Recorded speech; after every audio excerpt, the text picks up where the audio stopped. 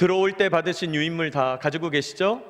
네, 뒤에 준비되어 있습니다. 들어올 때 유인물 받으신 것 확인하시고 또 메모해 가시면서 우리 같이 함께 살펴보도록 하겠습니다. 우리 지난 시간부터 예수님의 천국 비유에 대한 말씀을 보고 있는데, 이건 넘어가죠. 예수님의 천국 비유에 대한 말씀을 보고 있는데, 오늘도 역시 지난주에 이어서 열매 맺는 것과 관련된 말씀을 하고 계십니다. 먼저 우리 지난 시간에 배웠던 내용을 함께 살펴보죠. 여러분, 유인물에도 실려 있고 앞에 화면에도 나와 있습니다. 성경이 말씀하는 천국은, 말은 하늘나라라는 뜻인데, 이건 단순히 죽어서 가는 천당 같은 개념일 뿐 아니라 하나님의 뭐가 선포돼요? 왕권이 선포돼요. 왕권이 선포된다는 건 하나님의 통치가 이루어진다는 거예요. 하나님의 통치, 다스림이 이루어지는 상태, 즉 하나님의 나라를 의미한다는 거예요. 그러니까 국민 영토 주권 정도의 나라가 아니고 눈에 보이는 그런 유형 국가보다 훨씬 큰 하나님의 주권이 미치는 영역, 하나님의 왕권이 이루어지는 상태, 하나님의 통치가 이루어지는 현상, 그걸 하나님의 나라라고 그런다는 거예요. 여러분, 우리는 대한민국 국민이기 때문에 이중 국적이 안 되는 거예요. 그런데 하나님의 나라는 그런 눈에 보이는 가 아니다 보니까 우리는 하나님 나라의 백성이라고 하는 신분도 가질 수 있는 거죠. 오늘도 내가 예배에 참석하면서 하나님의 통치를 받고 있는 거니까요. 그런 의미입니다. 자, 그래서 이 나라는 죽어서 가는 나라일 뿐만 아니라 동시에 이 땅에서 뭐 되는 나라예요? 경험되는 나라예요. 우리가 흔히 신앙생활할 때 체험이 중요하다, 체험이 있냐, 체험 신앙을 가져야 된다, 이런 얘기 하죠. 자, 그런데 그런 체험이란 게 단순히 이적을 체험하고 기적을 체험하고 생각지도 못했는데 막 기도했더니 응답이 일어나고, 그런 것도 좋죠. 그러나 여러분, 그런 것보다 더 이전에 하나님 살아계시는구나, 하나님 지금 나를 다스리시는구나, 하나님 나를 인도하시고 돕고 계시는구나, 하나님이 나에게 지금 뒷바람을 불게 하시는구나, 지금 하나님이 내 삶을 끌고 가시는구나, 경험되는 나라가 중요하다는 거예요. 하나님의 왕권을 경험해야 된다는 거예요. 그리고 놀랍게도 이 하나님의 나라는 예수님의 사역 목표였고 예수님의 사명이었죠. 우리가 예수님을 그렇게 소중히 여긴다면 하나님의 나라라는 이 개념도 소중히 여겨야 돼요. 너무 중요한 거예요. 하나님의 나라를 우리 지난 시간에 배웠습니다. 자, 그러면서 성경에 나타나는 비유들, 그러니까 지금 천국 비유를 하다 보니까 천국에 대한 얘기를 한번 했고, 이제 비유에 대한 얘기를 할 텐데, 성경에서 나타나는 비유들은 단 몇 가지? 한 가지 요점을 찾는 게 목표라는 거예요. 비유의 말씀을 들을 때는 요점이 하나, 중심 내용이 하나, 말하고 싶어하는 내용이 단 하나다, 이게 중요하다는 거예요. 그러므로 비유를 잘 알기 위해서는 시대적 배경을 잘 알아야죠. 왜? 이 비유를 통해서 뭔가 드러내고자 하는 중심 메시지가 있으니까 시대적 배경을 잘 알아야 비유를 해석할 수 있죠. 그리고 비유를 가장 정확하게 해석하는 분은 누구라고요? 예수님이시다는 거예요. 예수님의 해석에 귀를 기울여야 된다는 거예요. 예수님의 해석보다 내가 더 앞서가면 안 된다는 거예요. 그리고 우리는 비유를 통해서 하나님이 우리를 향한 진심, 하나님의 마음을 찾게 된다 그랬습니다.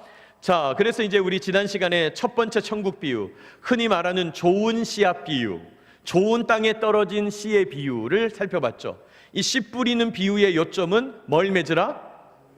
열매를 맺으라. 한번 따라합시다. 열매를 맺으라. 예수님께서 씨 뿌리는 비유를 통해서 그토록 하고 싶었던 말씀은 열매를 맺으라는 것이었다는 거예요.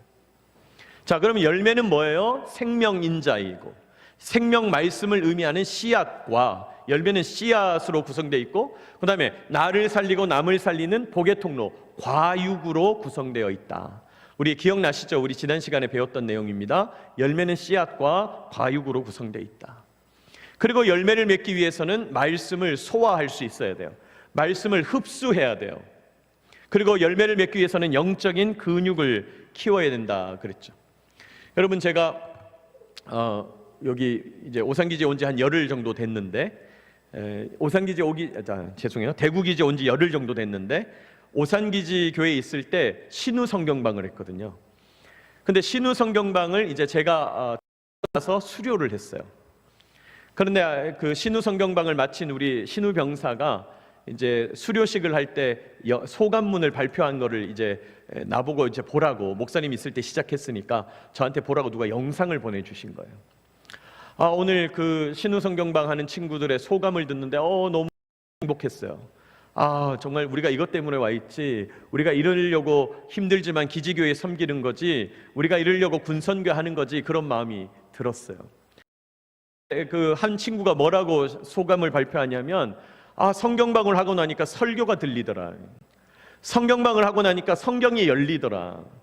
그래서 처음 시작할 때는 그냥 하나님 성경 좀 알면 좋을 것 같아요, 하나님의 뜻을 더 잘 알게 해주세요, 이 정도 수준에서 시작을 했대요. 근데 성경방을 마친 지금은 내가 하나님의 백성으로서 건강하게 살아야 되는구나, 경건하게 살아야 되는구나, 죄를 짓지 말아야 되겠구나, 내가 더 하나님 앞에 순종하며 살아야 되겠구나, 그런 결단이 생겼다는 거예요. 아무도 안 놀라셔서 엄청 놀래고 있는데, 여러분 20대 초반 친구가 그렇게 고백하는 건 기적 같은 일이죠. 오늘날 20대 초반의 병사들이, 그 친구는 모태신앙도 아니에요. 그런데 그런 친구가 군교회에 와서, 기지교회에 와서 성경을 배웠는데, 나는 하나님의 말씀을 읽으면서 더 건강하게 경건하게 하나님 백성으로 살겠다. 왜요? 말씀이 열리니까요. 여러분, 말씀이 소화되고 흡수되면요, 다른 삶이 열려요. 여러분 중에 그런 분들 있지 않았어요? 설교가 시작됐다, 조금만 참자, 20분만 참으면 된다, 25분만 참으면 된다. 근데 장 목사님 설교가 길어, 힘들어, 이럴 수 있죠. 근데 여러분, 길다 힘들다 할 것이 아니라 들으면 되죠. 흡수하면 되죠. 아무리 좋은 음식 먹으면 뭐합니까? 다 설사하는데. 그럼 흡수가 안 되는 거잖아요. 근데 그게 이제 흡수되기 시작하면 몸이 훨씬 건강해지는 거죠. 여러분, 우리의 영적인 체력도 마찬가지입니다. 하나님의 말씀을 소화하게 되시기를 축복합니다. 하나님의 말씀 소화하는 게 너무 중요해요. 하나님의 말씀이 소화가 되고 흡수가 되면 우리 삶은 막 달라져요.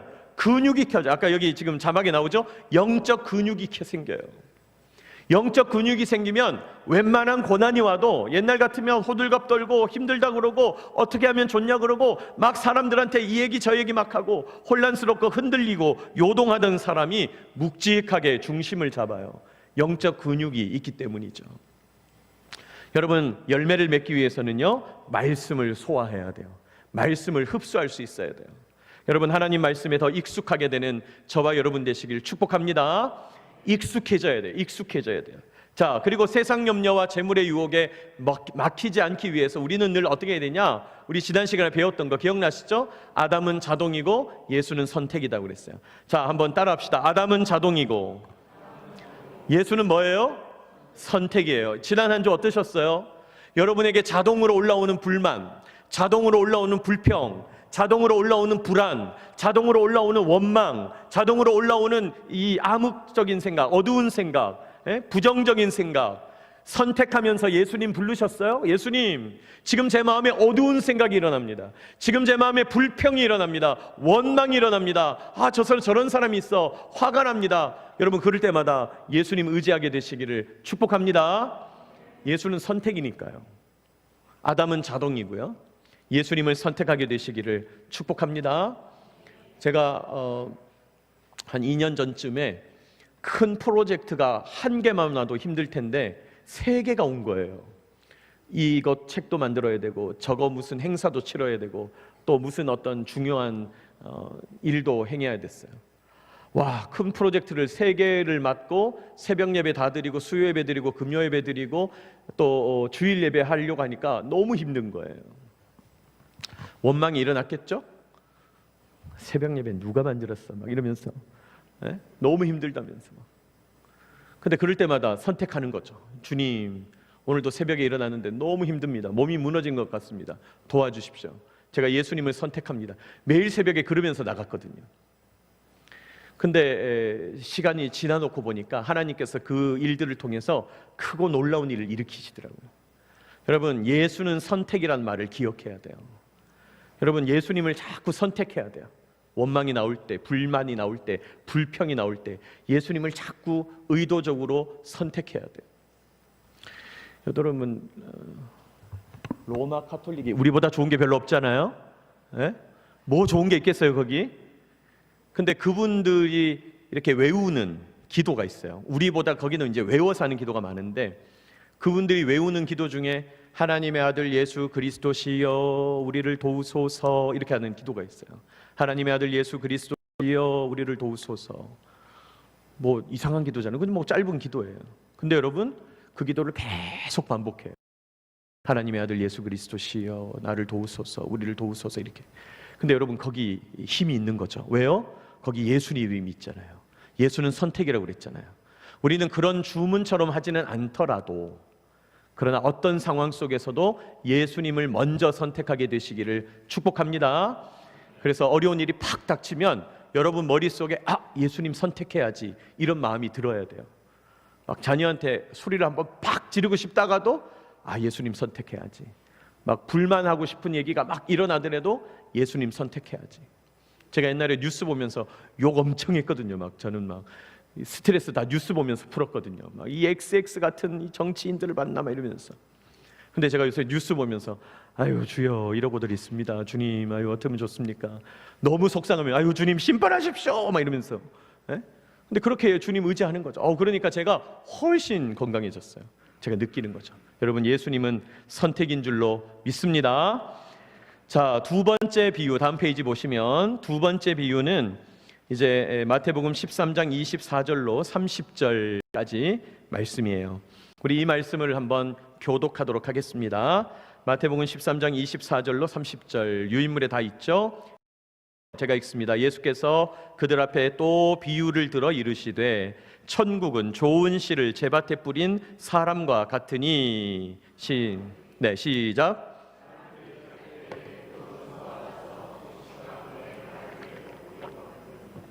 싹이 나고 결실할지도 보이거늘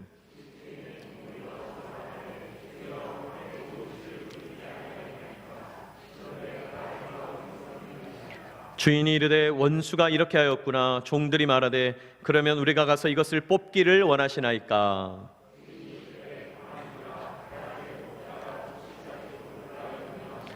다 시작. 둘 다 추수 때까지 함께 자라게 두라. 추수 때에 내가 추수꾼들에게 말하기를 가라지는 먼저 거두어 불사르게 단으로 묶고 곡식은 모아 내 곡간에 넣으라 하리라. 아멘. 예수님께서 또 13장에서 두 번째 비유를 말씀하고 계시다는 거예요. 두 번째 비유는 뭐냐? 어떤 주인이 좋은 씨를 좋은 토지에다가 뿌려 놓았는데 점점 자라는 것을 보니까 열매 맺을 때가 됐는데 좋은 씨만 뿌렸는데 곳곳에 가라지, 잡초, 피라고 부르는, 그러니까 토지의 영양분만 빨아먹고 열매는 맺지 못하는 그런 안 좋은 잡초들이 섞여 있더라. 종들이 말할 때 이런 게 어디서 생겼지? 주인에게 고발하는 거죠. 이런 일이 있습니다. 어떻게 하면 좋죠? 저희들이 지금 좀 뽑아낼까요? 그랬다는 거예요. 여러분 보통 같으면 결실을 해야 되는데 열매를 맺어야 되는데 양분만 빨아먹고 있으니까 뽑아버리면 좋겠다 싶은데 주인이 뭐라고 그럽니까? 가만히 두라. 29절에 보면 가만두라. 가라지를 뽑다가 뭐까지 뽑을까? 곡식까지 뽑을까 염려된다. 우리가 뽑는다고 뽑는데 잘못 뽑아서 열매 잘 맺고 있는 것까지 뽑을까 봐 걱정이 된다. 가만히 둬라. 나중에 추수할 때 해결하겠다. 그랬다는 거예요. 이게 예수님이 주신 두 번째 비유입니다. 여러분 이 비유를 통해서 우리가 알게 되는 한 가지 요점이 뭔가요? 이 비유에 한 가지 요점이 있다고 그랬죠. 비유에는 여러 가지 요점이 아니라 하나의 중심 메시지. 그게 뭡니까? 추수 때에 구분할 것이니 그때까지 두어라 입니다. 어느 때까지? 추수 때까지. 추수할 때까지 두어라. 그때 구분하겠다. 지금 아니다. 지금은 내버려 둬도 된다. 추수할 때까지 내버려 둬라. 그랬다는 거예요. 여러분 알곡과 가라지가 있는데 주님 왜 내버려 두십니까? 여러분 우리 삶에도 그런 때가 있죠. 불합리한 때가 있죠. 우리 삶에서 한탄할 때가 있죠. 너무 억울할 때가 있죠. 답답할 때가 있죠. 주님 어떻게 저런 사람 두십니까? 저런 사람 왜 가만히 내버려 두십니까? 이런 일들을 왜 용인하십니까? 이런 상황들을 왜 주님 침묵하십니까? 답답할 때가 있다는 거예요. 그런데 하나님이 왜 즉시로 심판하지 않으시냐? 누구 때문이라는 거예요? 열매를 맺고 있는 우리 때문이라는 거예요. 우리가 다칠까봐 예수님께서 잠깐 미루고 계시다는 거예요. 우리가 상할까봐, 우리가 상처받을까봐, 우리가 연약해서 그 예수님의 뜻을 이해하지 못할까봐 여러분, 예수님이 우리 때문에 내버려 놓고 있다는 거예요. 6.25 전쟁 때 어떤 소년이 고아로 떠돌다가 어떤 목사님이 운영하시는 고아원에 들어가게 됐다는 거예요. 근데 그 고아원에서 이전까지 받아보지 못한 사랑을 받으면서 한 2-3달 정도 너무 사랑을 받으면서 잘 자라고 있었는데 마침 그 공산군이 내려오면서 이 목사님이 순교를 하시게 된 거예요. 이 소년이 자기를 사랑해주던 그 목사님이 순교하는 것을 보고 너무 큰 충격을 받은 거예요. 아니, 전쟁으로 부모도 잃었는데, 그래서 떠돌아다니다가 이제 목사님을 만나서 고아원에서 잘 자라고 있었는데 그 목사님까지 하나님께서 목숨을 빼앗아 가시니까 이 소년이 그냥 너무 충격을 받은 거예요. 불신자가 되어서 40년을 예수님 없다고 교회를 등지고 살았다는 거예요. 여러분, 우리도 그럴 수 있잖아요. 하나님 어떻게 그러실 수 있습니까? 하나님 이런 분들을 왜 데려가십니까? 이런 분에게 왜 어려움이 있습니까? 하나님 저런 사람은 왜 가만히 두십니까? 저런 사람은 왜 심판하지 않습니까? 이런 생각이 들 때가 있다는 거죠. 근데 오늘 성경은 말합니다. 누구를 위해서? 우리를 위해서 잠깐 미루는 거라는 거예요. 왜? 함부로 심판하시다가 우리에게 불똥이 튀실까 봐. 여러분, 우리도 그럴 때 있잖아요. 우리도 부서에서나 조직에서나 공동체에서, 교회에서 분명히 문제가 있는 건 아는데 그 문제를 크게 만들었을 때 피해가 더 많을 것 같으면 우선은 좀 기다려 두는 거죠. 여러분, 우리도 그럴 때가 있다는 것입니다. 자, 주님이 우리를 위해서 미루고 계시다면 중요한 건 뭐예요? 내가 지금 알곡인가 가라지인가, 이건 중요한 거예요. 여러분, 왜 하나님이 심판하지 않느냐고 따질 것이 아니라 나는 뭐 하고 있으면 돼요? 열매 맺고 있으면 되는 겁니다. 내가 알곡으로 준비되면 되는 거예요. 아니, 나는 알곡인 줄 알고 추수 때를 기다렸어요. 나는 스스로 알곡인 줄 알고 추수 때가 됐어요. 근데 가라지로 드러나면 어떡하죠? 오히려 우리가 걱정해야 되는 것은 그거라는 거죠. 여러분, 하나님 앞에서 열매 맺는 알곡 같은 저와 여러분 되시기를 축복합니다. 나는 열매를 맺는 알곡인가를 따져야 돼요. 나는 혹시 열매 없는 가라지는 아닌가? 자기 자신을 늘 되돌아봐야 합니다. 왜요? 준비되지 않으면, 열매 맺지 않으면, 가라지로 드러나면 주님 심판하실 때 똑같이 심판당하는 거예요. 바로 그냥 가는 거예요. 여러분, 우리가 맛있는 음식을 한참 먹고 나서, 물론 뭐 안 그런 집도 있겠지만 다 먹고 나서 이제 식탁 위에 쓰레기가 많고 음식물 찌꺼기가 많아요. 그거 버릴 때 어떻게 합니까? 그대로 쓰레기통에 들어가는 거예요. 여러분, 우리가 그런 일 당하지 않도록, 가라지로 드러나지 않도록 하는 것이 중요한 거예요. 그러니까 추수 때에 구분한다, 추수 때까지 기다려라, 이 말이 중요한 말이죠. 주님의 핵심 메시지, 추수 때까지 기다려라, 너희를 위함이다, 알곡이 되어라고 말씀하시는 거예요. 자, 그러면서 하나님께서는 가만두어라 이렇게 말합니다. 가만두라. 여러분, 오늘 성경 29절에 보면 주인이 이르되 가만두라 이렇게 얘기하죠. 왜 가만히 두어라 그럽니까? 뭘 주시기 위해서? 기회를 주시기 위함이에요. 기회. 어떤 기회를 주시려고 그래요? 여러분, 기회를 주신다. 어떤 기회? 우리가 회개할 기회, 우리가 더 열매 맺을 수 있는 기회. 여러분, 사실 예수님이 오셔서 심판하시는 세상 종말 2000년 전에 와도 아무런 이상이 없었어요. 여러분, 2000년 전에 예수님의 제자들은요, 임박한 심판의식, 임박한 종말의식을 갖고 있었어요. 무슨 말이냐? 예수님이 약속하셨거든요. 너희들이 살아있는 동안에 인자가 다시 올 것을 볼 것이다, 이런 표현을 하셨거든요. 그러니까 예수님의 제자들은 열심히 복음 전했어요. 왜? 예수님이 내가 죽기 전에 오실 수도 있다. 임박한 종말의식이 있었어요. 여러분, 임박한 종말의식이 있으니까 2000년 전에 심판이 와도 여러분 놀랍지 않은데 지금 심판이 2000년이나 지연되고 있는 거죠. 그러니까 또 어떤 사람은 보라고, 예수님은 이런 식이라고, 맨날 기다리기만 하고 희망 고문만 시키고 기다리고 기다렸는데 오시지도 않고 그런다고. 그렇지 않죠. 뭘 주고 계신 거예요? 기회를 주고 계신 거예요. 기회를 주고 계신 거예요. 여러분, 우리가 회개할 기회, 열매 맺을 기회를 주고 계시는 주님을 바라보게 되시기를 축복합니다. 회개할 기회를 주신다는 게 얼마나 중요합니까? 아니, 오늘 밤에 심판이 있으면 어쩔 거예요? 내일 아침에 심판당하면 어떡할 거예요? 아이고, 목사님, 주님이 지금껏 안 오셨는데 내일 아침이라고도 오시겠어요? 죄송한 얘기지만 내일 아침에 우리가 갈 수도 있죠. 오늘 저녁에 우리가 갈 수도 있죠.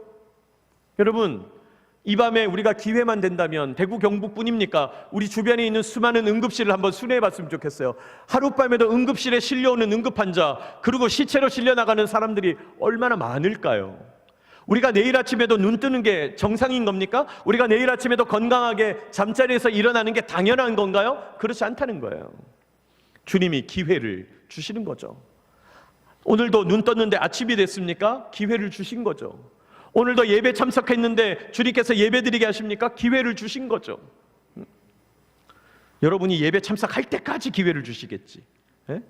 새벽 예배 나올 때까지 그냥 기회를, 영상을 보실 때까지 기회를 주실지도 모르겠어요.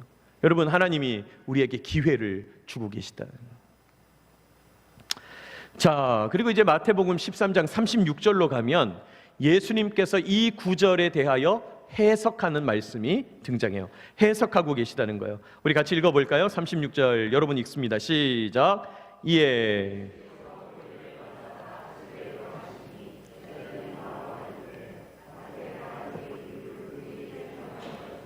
대답하여 이르시되 좋은 씨를 뿌리는 이는 인자요.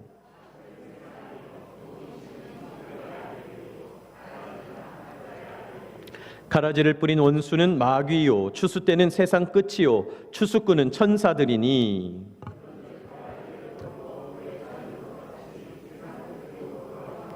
인자가 그 천사들을 보내리니 그들이 그 나라에서 모든 넘어지게 하는 것과 또 불법을 행하는 자들을 거두어 내어. 다 같이. 그때의 의인들은 자기 아버지의 나라에서 해와 같이 빛나리라. 귀 있는 자는 들으라. 아멘. 자, 예수님께서 이 비유를 해석해 주시는 거예요. 좋은 씨를 뿌린다는 것은 예수님이 생명 말씀, 하나님 나라 말씀을 선포한다는 뜻이에요. 그리고 밭은 세상이에요. 세상에다가 예수님께서 말씀을 막 뿌려요. 그리고 그 말씀을 받아서 좋은 씨로 열매를 맺는 천국의 아들들, 하나님 나라의 백성들이 있는가 하면 가라지, 잡초, 그런 가라지 같은 악한 이들도 있다는 거예요. 열매 맺지 않는 이들. 자, 그런데 그 가라지를 뿌린 이는 누구냐? 원수 마귀이고, 추수 때가 되면 세상 끝 종말이 일어나게 되는데 가라지들은 다 거두어서 불사르는 것처럼 세상 끝에도 종말이 일어나는데 심판이 있다, 불심판이 있다, 둘째 사망이 있다 말씀하는 거예요. 풀무불, 여러분 그냥 불이 아니고 풀무불이라고 그러잖아요. 풀무불이 뭐예요? 옛날에 대장장이가 쇠를 녹일 만큼 뜨거운 열을 내기 위해서 이 바람을 넣어서 만드는 그 뜨거운 물이 풀무불이잖아요. 그러니까 엄청나게 뜨거운 불인 거예요. 보통 불이 아니에요. 거기서 울며 이를 갈게 되리라. 43절, 그때 의인들은 자기 아버지 나라에서 해와 같이 빛날 것이다. 주님이 말씀합니다. 자, 우리가 기억해야 될 것이 있다. 주님의 해석 가운데서요. 첫 번째로 예수님 말씀합니다. 좋은 씨와 나쁜 씨가 있다는 거예요. 좋은 씨앗과 나쁜 씨앗이 있다는 거예요. 오늘 예수님은 좋은 씨는 천국의 아들들, 하나님의 백성들이라고 그랬고, 나쁜 씨는 악인들, 원수 마귀에게 잡혀있는 사람들이라고 그래요. 그러면 여러분, 좋은 사람, 좋은 씨는 어떤 사람이고, 나쁜 사람, 나쁜 씨는 어떤 사람일까요? 여러분, 어떤 사람이 나쁜 사람인가요? 여러분 어떤 기준을 갖고 있습니까? 어떤 분들은 나한테 잘하면 좋은 사람이지, 나한테 못하면 나쁜 사람이지. 그렇지 않죠. 그렇게 말하면 안 되는 거죠. 여러분, 어떤 사람이 좋은 사람이고 어떤 사람이 나쁜 사람이에요? 좋은 관점을 갖고 있는 사람이 좋은 사람이에요. 나쁜 관점을 갖고 있는 사람은 나쁜 사람이에요. 여러분, 이 세상은요, 이렇게 말할 수 있어요. 이 세상은 관점으로 구성되어 있어요. 한번 따라합시다. 세상은 뭘로 구성됐어요? 관점으로 구성됐어요. 무슨 말이에요? 관점, 믿음의 다른 말인데, 세상은 믿음으로 구성되어 있어요. 지금 여러분이 수요일 날 저녁에 예배드리러 나왔어요. 그래서 목사인 저의 설교를 듣고 있어요. 여러분, 제가 목사인 걸 믿고 있는 거죠. 여기 제 졸업증명서 본 분 있나요? 우리 교단에서 발급하는 성직 취득 증명서 확인한 분 있어요, 없어요? 있으면 손 드세요. 없죠? 지금 여러분은 제가 목사인 걸 믿고 예배를 드리고 있는 거예요. 그러니까 무슨 말이냐면 세상은 다 이런 식의 믿음으로 구성되어 있어요. 그럼 실제로 그러한가 한번 따져보자 이렇게 달려들면 그때부터는 믿음도 무너지고 신뢰도 무너지고 구성이 안 되는 거예요. 세상은 전부 믿음으로 형성돼 있어요. 그러니까 우리가 어떤 진실이나 어떤 실제를 보기 전에 믿음이 먼저 존재한다는 거예요. 그런데 중요한 건 뭐냐면 이 세상은 좋은 믿음, 좋은 관점과 나쁜 믿음, 나쁜 관점이 존재해요. 주일날 휴일이다. 나는 하나님이 있고 없고 떠나서 나는 그냥 세상에 나가서 재밌게 살아야 되겠다. 이거 나쁜 관점이에요. 주일은 한 주에 시작하는 시작점이니까 하나님 왕이신 하나님께 예배 드려야 한다. 이게 좋은 관점이에요. 여러분, 이 세상은 전부 좋은 관점 또는 나쁜 관점으로 형성되어 있는 거죠. 여러분은 오늘 좋은 관점을 선택한 거예요. 그러니까 여러분의 좋은 관점 때문에 여러분이 살아나게 되는 거예요. 여러분, 우리 시대의 가장 나쁜 관점 뭘까요? 어떤 걸 경험하셨나요? 제가 최근에 들어보는 나쁜 관점이 뭐냐? 헬조선, 뭐 이런 말이에요. 헬조선. 여러분, 헬조선 아세요? 헬, 지옥, 조선, 대한민국 지옥 같은 곳이다. 여러분, 우리 젊은이들을 헬조선이라는 한 단어로 그냥 다 죽이는 거죠. 희망의 싹을 잘라버리는 거죠. 뭐 핑계는 많아요. 꼰대 같은 누구 때문에 또는 기성세대가 어떻고. 아니, 그런데 이렇게 행복한 나라, 좋은 나라, 멋진 나라인데 헬조선이라는 한마디로 나쁜 관점을 심어주는 거예요. 여러분, 그 나쁜 관점인 거죠. 나쁜 관점. 좋은 관점은 어떻게 형성될까요? 좋은 관점은 좋은 말로 형성돼요. 우리가 성경을 읽는 이유가 그거예요. 오늘 하나님께서 좋은 씨앗을 뿌린다 그러죠. 예수님께서 하나님의 생명 말씀을 뿌린다 그러죠. 좋은 씨앗이에요. 왜 그러냐? 하나님의 말씀이 자꾸 우리한테 떨어지면 새벽에도 말씀 듣고 수요일날도 말씀 듣고 금요일날도 말씀 듣고 주일날도 말씀 듣고 개인적으로 묵상하고 큐티에서 말씀 듣고 또 기독교 방송 틀어서 말씀 듣고 극동방송 틀어서 말씀 듣고 CT에서 틀어서 말씀 듣고 CGN도 다 말씀 듣고 계속 말씀 듣는 거예요. 그 말씀이 내 마음밭에 영혼에 좋은 관점을 형성한다는 거예요. 이게 너무 중요한 말이에요. 네? 여러분, 나쁜 말만 계속 들으면 관점이 틀어져요. 관점이 어긋나요. 관점이 어그러지는 거죠. 그러면 시각이 어그러지고 세상을 삐딱하게 살게 되는 거예요. 반대로 세상에 아무리 삐딱한 관점을 갖고 있더라도 생명의 말씀으로 계속 집중하게 되면, 생명의 말씀을 계속 공급받게 되면 점점 내 마음이 달라지는 거예요. 여러분, 하나님의 생명 말씀으로 생명의 관점을 가지게 되시기를 축복합니다. 세상에는 죽이는 관점과 살리는 관점이 있어요. 세상에는 죽이는 말과 살리는 말이 있거든요. 세상에는 생명의 믿음, 생명의 관점과 죽음의 관점, 죽음의 믿음이 있다는 거예요. 여러분은 어떤 믿음을 선택하실 거냐? 네? 여러분, 하나님 앞에서 좋은 씨와 나쁜 씨가 있다는 사실을 기억해야 돼요. 자, 그러면 좋은 씨와 나쁜 씨가 있다. 아까 말씀드렸지만 생명의 말씀으로 내 영혼도 살리고 다른 사람 영혼도 살려야 돼요. 말씀. 제가 너무 아쉬운 것 중에 하나가 뭐냐면 우리 공군 목사님들은 어쩔 수 없이 이 교회에 있다가 또 저 교회도 가고 그러잖아요. 그러니까 성도들이 자꾸 어떻게 말 받아들이냐면 장 목사님 그냥 성경 공부만 하시는 분이지 막 이러면서 그러니까 장 목사님 가셨으니까 조금 덜 하겠다. 아니, 한 사람의 특징이라고 말씀 생각하지 말고 여러분, 말씀은 생명의 양식이에요. 그러니까 하나님의 말씀을 붙잡아야 해요. 여러분, 제가 여러분한테 도전하고 싶습니다. 여러분의 인생에 얼마나 많이 남아있는지 내가 다 알 수 없지만은 주님 부르시는 그날까지 말씀 붙잡고 있다가 가시게 되기를 축복합니다. 그래도 생각보다 아멘을 크게 하셔서 너무 감동이 되네요. 아멘 안 한 분은 막 또 죽는다 그러니까 싫어서 또 그랬는지 모르겠지만 아멘입니까? 여러분, 하나님 말씀 붙잡다가 가야 돼요. 내가 미국 가려면 영어 하고 가야 되잖아요. 내가 스페인 가려면 스페인어는 하고 가야 되잖아요. 천국의 언어는 성경이거든요. 천국의 언어를 익히고 가야죠. 천국 갔는데 막 예수님이 막 아브라함이 어떻고 예레미야가 어떻고 막 말씀하는데 너희들 기억나지? 성경 1200 몇 페이지에 이런 말씀이 있었잖아. 이런데 막 아무도 몰라. 무슨 말인지도 몰라. 여러분, 그러지 말자는 거죠. 여러분, 예수님의 말씀을 알아들을 수 있도록 여러분 평생을 두고 성경 붙잡고 가게 되시기를 축복합니다. 말씀은요, 사람을 살려요. 영혼을 살립니다. 삶을 살리고 가정을 살리고 여러분 자녀들을 살리고 놀랍게 변화시켜요. 말씀으로 영혼을 살려야 돼요. 좋은 씨와 나쁜 씨가 있다. 생명의 말씀이다 그랬어요. 또 우리가 기억해야 될 것은 악한 자는 풀무불에 빠진대요. 심판불이에요.